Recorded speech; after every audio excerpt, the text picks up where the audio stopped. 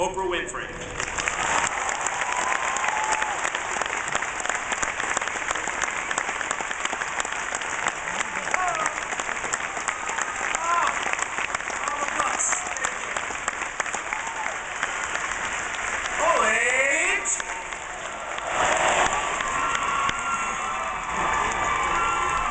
Well, thank you, President Hennessy, and to the trustees and the faculty, to all of the parents and grandparents, to you, the Stanford graduates. Thank you for letting me share this amazing day with you. I need to begin by letting everyone in on a little secret. The secret is that Kirby Bumpus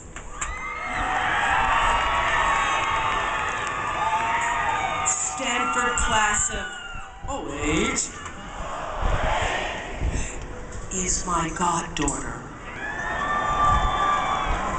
So I was thrilled when President Hennessy asked me to be your commencement speaker, because this is the first time I've been allowed on campus since Kirby's been here. You see, Kirby's a very smart girl. She wants people to get to know her on her own terms, she says, not in terms of who she knows. So she never wants anyone who's first meeting her to know that I know her and she knows me.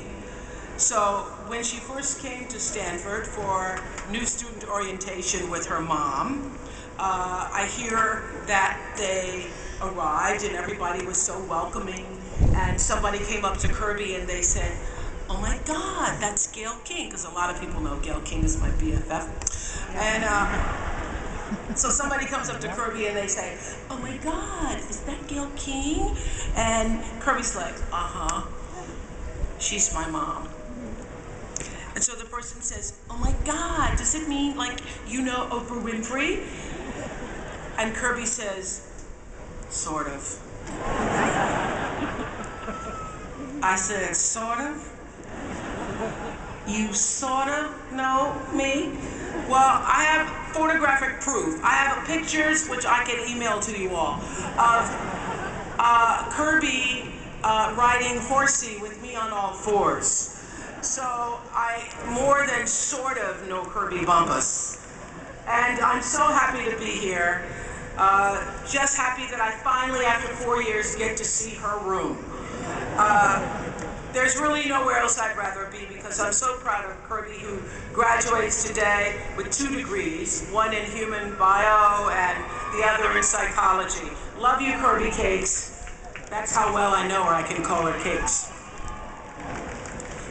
And so proud of her mother and father, who helped her get through this time, and her brother Will. I really had nothing to do with her graduating from Stanford, but every time anybody's asked me in the past couple of weeks what I was doing, I would say, "I'm getting ready to go to Stanford." I just love saying Stanford. Because the truth is, I know I would have never gotten my degree at all, because I didn't go to Stanford. I went to Tennessee State University, but I never would have gotten my diploma at all, because I was supposed to graduate back in 1975. But I was short 1 credit. I was short 1 credit. And I figured I'm going to just forget it, because, you know, I'm not going to march with my class. Because by that point, I was already on television. I'd been in television since I was 19 and a sophomore. Granted, I was the only television anchor person that had an 11 o'clock curfew doing the 10 o'clock news. Seriously, my dad was like, "Well, that news is over 10:30, be home by 11. But that didn't matter to me, because I was earning a living. I was on my way, so I thought, I'm going to let this college thing go, and I only had 1 credit. But my father, from that time on, and for years after, was always on my case, because I did not graduate. He'd say, "Oprah Gayle," that's my middle name, "I don't know what you're going to do without that degree." And I'd say, "But Dad, I have my own television show." And he'd say, "Well, I still don't know what you're going to do without that degree." And I'd say, "But Dad, now I'm a talk show host." He'd say, "I don't know how you're going to get another job without that degree." So in 1987, Tennessee State University invited me back to speak at their commencement. By then, I had my own show, was nationally syndicated, I'd made a movie, had been nominated for an Oscar, and founded my company, Harpo. But I told them, I cannot come and give a speech unless I can earn one more credit, because my dad's still saying, I'm not going to get anywhere without that degree. So I finished my coursework, I turned in my final paper, and I got the degree. And my dad was very proud, and I know that if anything happens, that one credit will be my salvation. But I also know why my dad was insisting on that diploma, because as B.B. King put it, the beautiful thing about learning is that nobody can take that away from you. And learning is really, in the broadest sense, what I really want to talk about today, because your education, of course, isn't ending here. In many ways, it's only just begun. The world has so many lessons to teach you. I consider the world, this earth, to be like a school, and our life, the classrooms. And sometimes here in this planet Earth school, the lessons often come dressed up as detours or roadblocks, and sometimes as full-blown crises. And the secret I've learned to getting ahead is being open to the lessons. Lessons from the grandest universe of all, that is the universe itself. It's being able to walk through life eager and open to self-improvement, and that which is going to best help you evolve, because that's really why we're here, to evolve as human beings. So, to grow into being more of ourselves, always moving to the next level of understanding, the next level of compassion and growth. I think one of the greatest compliments I've ever received, I interviewed with a reporter when I was first starting out in Chicago, and then many years later I saw the same reporter, and she said to me, you know what? You really haven't changed.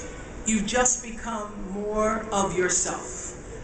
And that is really what we're all trying to do, become more of ourselves. And I believe that there is a lesson in almost everything that you do in every experience. And getting the lesson is how you move forward. It's how you enrich your spirit. And trust me, I know that inner wisdom is more precious than wealth. The more you spend it, the more you gain.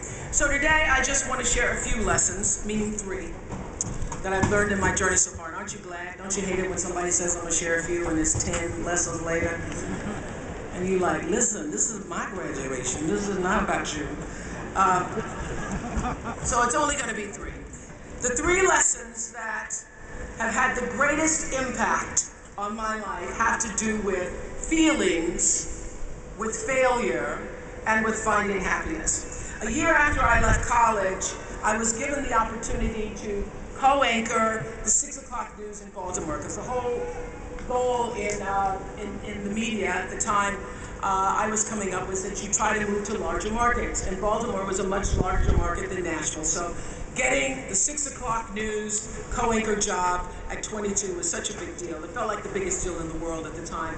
And I was so proud, because I was finally going to have my chance to be like Barbara Walters, which is who I've been trying to emulate since the start of my TV career. So I was 22 years old, making $22,000 a year. And it's where I met my best friend Gail, who was an intern at the same TV station. And once we became friends, we'd say, oh my God, I can't believe it. You're making $22,000 and you're only 22. Imagine when you're 40 and you're making 40. When I turned 40, I was so glad that didn't happen. So here I am, 22, making $22,000 a year, and yet it didn't feel right. It didn't feel right. The first sign, as President Hennessy was saying, was when they tried to change my name. The news director said to me at the time, nobody's going to remember Oprah, so we want to change your name. We've come up with a name we think that people will remember and people will like. It's a friendly name. Susie.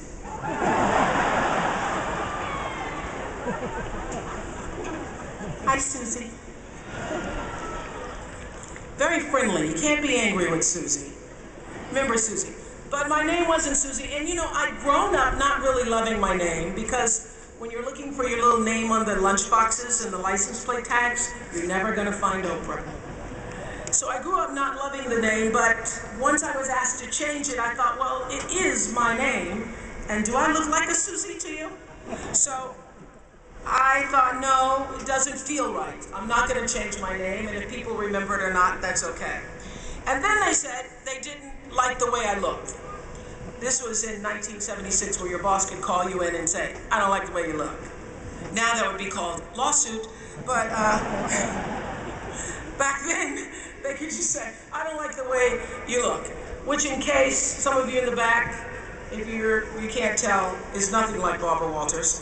So they sent me to a salon where they gave me a perm, and after a few days, all my hair fell out, and I had to shave my head. And then they really didn't like the way I looked. Because now I am black and bald and sitting on TV. Not a pretty picture. But even worse than being bald, I really hated being sent to report on other people's tragedies as a part of my daily duty. Knowing that I was just expected to observe when everything in my instinct told me that I should be doing something, I should be lending a hand. So, as President Hennessy said, I'd cover a fire, and then I'd go back and I'd try to give the victims blankets. And I wouldn't be able to sleep at night because of all the things I was covering during the day. And meanwhile, I was trying to sit gracefully like Barbara and make myself talk like Barbara. And I thought, well, I could make a pretty goofy Barbara, and if I could figure out how to be myself, I could be a pretty good Oprah. I was trying to sound elegant like Barbara, and sometimes I didn't read my copy because something inside me said, this should be spontaneous, you know, it should be spontaneous. So I wanted to get the news as I was giving it to the people. So sometimes I wouldn't read my copy, and it'd be like 6 people in a pileup on I-40. Oh my goodness. Sometimes I wouldn't read the copy, and because I wanted to be spontaneous, and I'd come across a list of words I didn't know and mispronounce. And one day I was reading copy, and I called Canada, Canada. And I did just that. I cracked myself up on the air. And I decided, now this Barbara thing's not going too well. I should try being myself. But at the same time, my dad was saying, Oprah Gail, this is the opportunity of a lifetime. You better keep that job. And my boss was saying, this is the nightly news. You're an anchor, not a social worker. Just do your job. So I was juggling these messages of expectation and obligation and feeling really miserable with myself. I'd go home at night and fill up my journals, because I've kept a journal since I was 15, so I now have volumes of journals. So I'd go home at night and fill up my journals about how miserable I was and frustrated, and then I'd eat my anxiety. That's where I learned that habit. And after 8 months, I lost that job. They said I was too emotional, I was too much. But since they didn't want to pay out the contract, they put me on a talk show in Baltimore. And the moment I sat down on that show, the moment I did, I felt like I'd come home. I realized that TV could be more than just a playground, but a platform for service, for helping other people live their lives. And the moment I sat down doing that talk show, it felt like breathing. It felt right. And that's where everything that followed for me began. And I got that lesson. When you're doing the work you're meant to do, it feels right. And every day is a bonus, regardless of what you're getting paid. It's true. And how do you know when you're doing something right? How do you know that?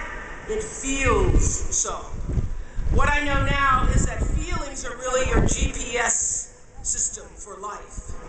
When you're supposed to do something or not supposed to do something, your emotional guidance system lets you know. The trick is to learn to check your ego at the door and start checking your gut instead. Every right decision I've made, every right decision I've ever made has come from my gut. And every wrong decision I've ever made was a result of me not listening to the greater voice of myself. If it doesn't feel right, don't do it. That's the lesson. And that lesson alone will save you, my friends, a lot of grief. Even doubt means don't. This is what I've learned. There are many times when you don't know what to do. When you don't know what to do, get still. Get very still until you do know what to do. And when you do get still and let your internal motivation be the driver, not only will your personal life improve, but you will gain a competitive edge in the working world as well. Because as Daniel Pink writes in his bestseller, A Whole New Mind, he says we're entering a whole new age, and he calls it the conceptual age, where traits that set people apart today are going to come from our hearts, right brain, as well as our heads. It's no longer just the logical, linear, rules-based thinking that matters, he says. It's also empathy and joyfulness and purpose, inner traits that have transcendent worth. These qualities bloom when we're doing what we love. So when we're involving the wholeness of ourselves in our work, both our expertise and our emotion. So I say to you, forget about the fast lane. If you really want to fly, just harness your power to your passion. Honor your calling. Everybody has one. Trust your heart, and success will come to you. So how do I define success? Let me tell you, money's pretty nice. I'm not going to stand up here and tell you that it's not about money, because money is very nice. I like money. It's good for buying things. But having a lot of money does not automatically make you a successful person. What you want is money and meaning. You want your work to be meaningful, because meaning is what brings the real richness to your life. What you really want is to be surrounded by people you trust and treasure, and by people who cherish you. That's when you're really rich. So lesson one, follow your feelings. If it feels right, move forward. If it doesn't feel right, don't do it. Now I want to talk a little bit about failings, because nobody's journey is seamless or smooth. We all stumble, we all have setbacks. If things go wrong, you hit a dead end, as you will. It's just life's way of saying, time to change course. So ask every failure. This is what I do. Every failure, every crisis, every difficult time, I say, what is this here to teach me? And as soon as you get the lesson, you get to move on. If you really get the lesson, you pass and you don't have to repeat the class. If you don't get the lesson, it shows up wearing another pair of pants or skirt to give you some remedial work. And what I found is that difficulties come when you don't pay attention to life's whisper, because life always whispers to you first. And if you ignore the whisper, sooner or later you'll get a scream. Whatever you resist persists, but if you ask the right question, not why is this happening, but what is this here to teach me? What is this here to teach me? It puts you in the place and space to get the lesson you need. My friend Eckhart Tolle, who's written this wonderful book called A New Earth, it's all about letting the awareness of who you are stimulate everything that you do. He puts it like this. He says, don't react against a bad situation. Merge with that situation instead, and the solution will arise from the challenge. Because surrendering yourself doesn't mean giving up, it means acting with responsibility. Okay, many of you know that, as President Hennessy said, I started this school in Africa. And I founded the school where I'm trying to give South African girls a shot at a future like yours, Stanford. And I spent 5 years making sure that school would be as beautiful as the students. I wanted every girl to feel her worth reflected in her surroundings. So I checked every blueprint, I picked every pillow, I was looking at the grout in between the bricks, I knew every thread count of the sheets, I chose every girl from the villages, from 9 provinces, and yet, last fall, I was faced with a crisis I'd never anticipated. I was told that one of the dorm matrons was suspected of sexual abuse. Well, that was, as you can imagine, devastating news. First I cried, actually I sobbed for about a half an hour, and then I said, let's get to it. That's all you get, is a half an hour. You need to focus on the now, what you need to do now. So I contacted a child trauma specialist, I put together a team of investigators, I made sure the girls had counseling and support, and Gail and I got on a plane and flew to South Africa. And the whole time I kept asking that question, what is this here to teach me? And as difficult as that experience has been, I got a lot of lessons. I understand now the mistakes I made because I had been paying attention to all of the wrong things. I built that school from the outside in, when what really mattered was the inside out. So it's a lesson that applies to all of our lives as a whole. What matters most is what's inside. What matters most is the sense of integrity, of quality, and beauty. I got that lesson. And what I know is that the girls came away with something too. They've emerged from this more resilient and knowing that their voices have power. And their resilience and spirit have given me more than I could ever give to them, which leads me to my final lesson, the one about finding happiness, which we could talk about all day, but I know you have other wacky things to do. Not a small topic, this is, finding happiness. But in some ways, I think it's the simplest of all. Gwendolyn Brooks wrote a poem for her children. It's called Speech to the Young, Speech to the Progress Toward. And she says at the end, live not for battles won, live not for the end of the song, live in the along. She's saying, like Eckhart Tolle, that you have to live for the present, you have to be in the moment. Whatever has happened to you in your past has no power over this present moment, because life is now. But I think she's also saying, be a part of something. Don't live for yourself alone. This is what I know for sure. In order to be truly happy, you must live along with, and you have to stand for something larger than yourself. Because life is a reciprocal exchange. To move forward, you have to give back.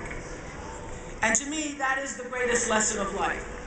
To be happy, you have to give something back.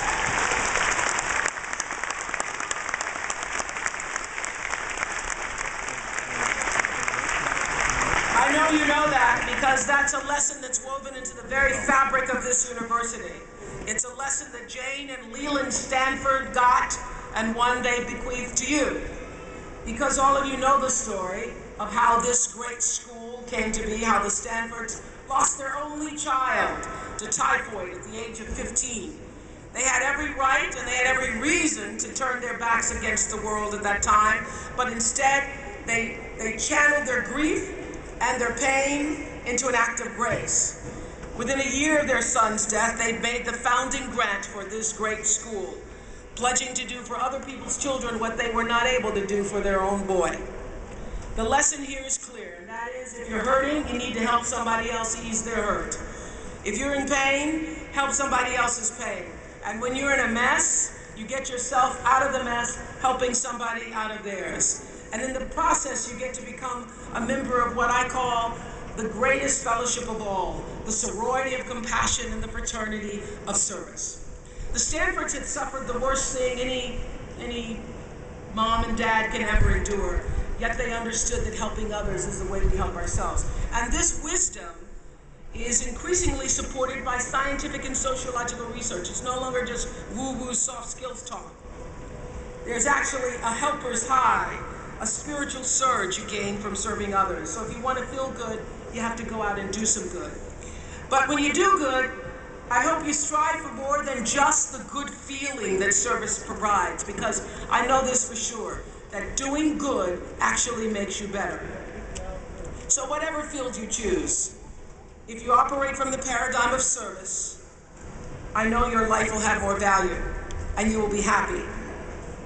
I was always happy doing my talk show, but that happiness reached a depth of fulfillment, of joy that I really can't describe to you or measure when I stopped just being on TV and looking at TV as a job and decided to use television, to use it and not have it use me, to use it as a platform to serve my viewers.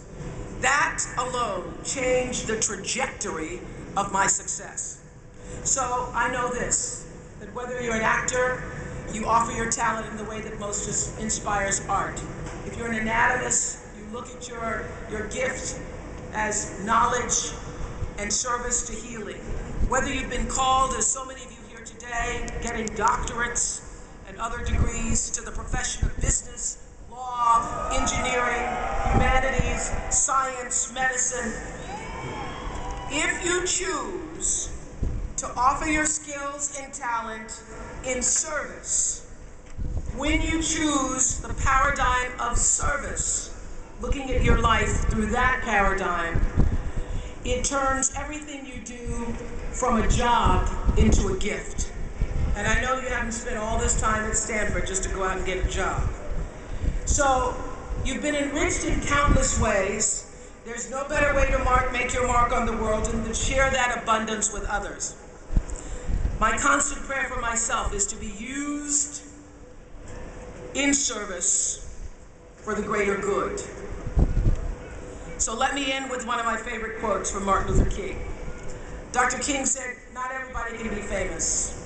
And I don't know if everybody today seems to want to be famous, but fame is a trick. People follow you to the bathroom, listen to you pee, just try to pee quietly, it doesn't matter.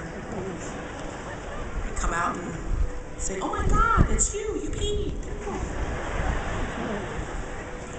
That's the fame trip. So I don't know if you want